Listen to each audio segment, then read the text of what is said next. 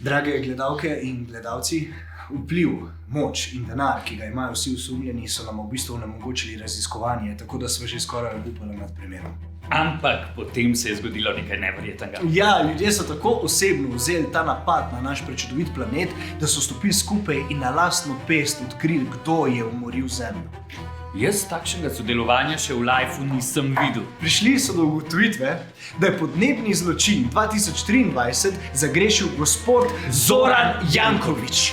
Vse se je začelo leta 2022, ko je bila Ljubljana izbrana kot eno izmed 100 mest Evropske unije, ki naj bi do leta 2030 postala podnebno nevtralna. To pomeni, da bi naj uporabljal energetsko obnovljive vire, ki so okoljsko sprejemljivi in podnebno nevtralni. Ampak vi ste zelo dobro zaznali, da... Zoran Janković, župan te občine, v svoji strategiji podnebno nevtralne Ljubljane načrtuje kurjenje uvoženega zemeljskega plina. In to je bila prva napaka. Napaka, ker plin je fosilno gorivo.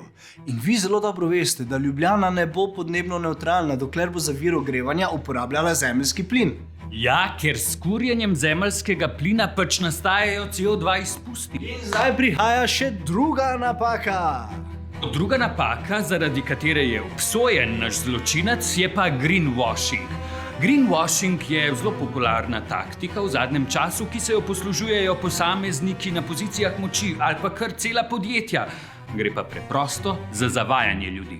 Po slovensko za zeleno zavajanje, ki je oblika zavajajočega komuniciranja, ko nekdo želi nekoga prepričati, da so njegova dejanja okolju prijazna, a v resnici niso.